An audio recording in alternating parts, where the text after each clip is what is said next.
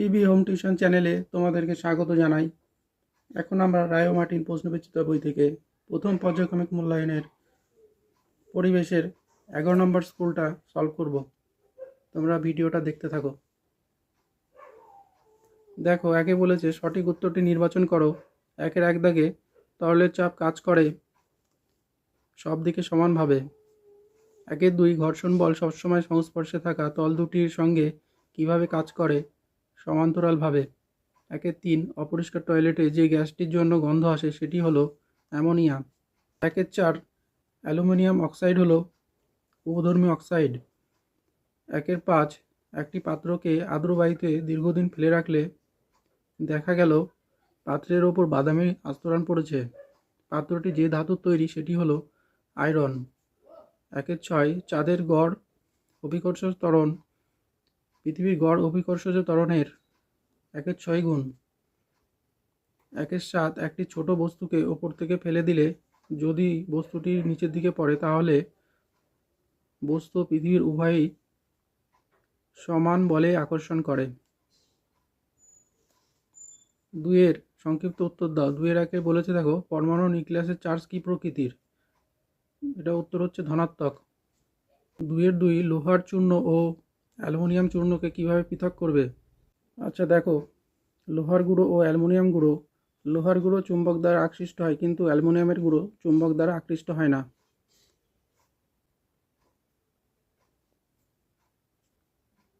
দুইয়ের তিন, প্লবতা কাকে বলে? দেখো, এখান থেকে এই পর্যন্ত।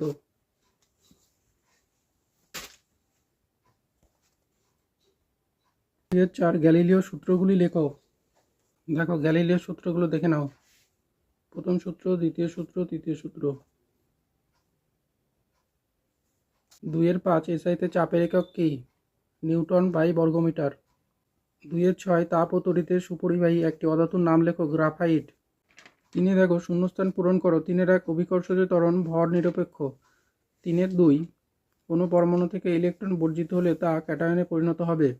তিনের তিন, মিথেনের সংকেত লেখো। CH4। আচ্ছা, চারের সত্য অথবা মিথ্যা লেখো। চারের একে এটা কী হবে? মিথ্যা। চারের দুই, পৃথিবী যে বল দ্বারা বস্তুকে তার নিজের কেন্দ্রের দিকে আকর্ষণ করে তাকে অভিকর্ষ বল বলে। সত্য। নাইট্রোজেন ডাই অক্সাইডের বর্ণ নীল। এটা মিথ্যা।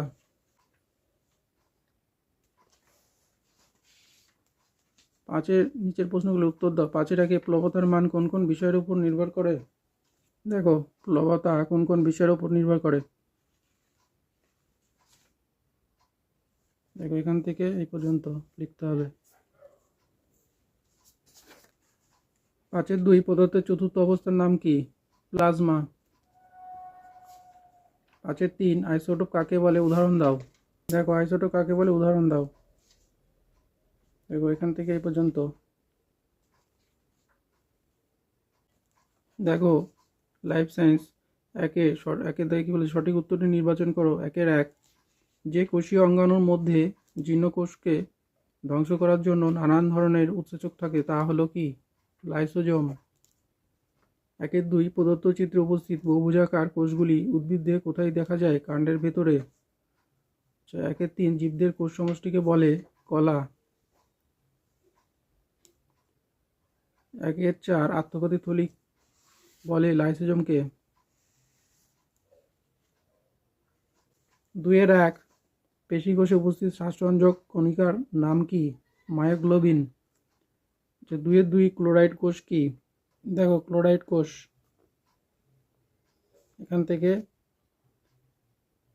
এই পর্যন্ত।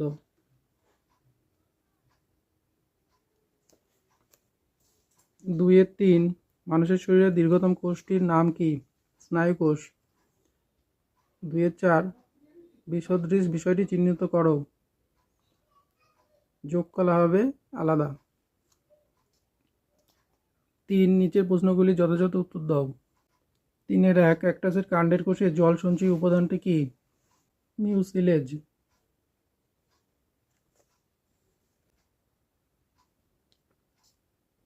রক্তে থাকে এমন একটি কোষের নাম লেখো যেটা নিজের আকার পরিবর্তন করতে পারে। এটা হচ্ছে শ্বেত রক্তকণিকা। 3-2 নিউক্লিয়াস বাদে আর কোন কোন কোষে কোষ সংজ্ঞাণুতে ডিএনএ ও আরএনএ থাকে? মাইটোকন্ড্রিয়া ও রাইবোজোম।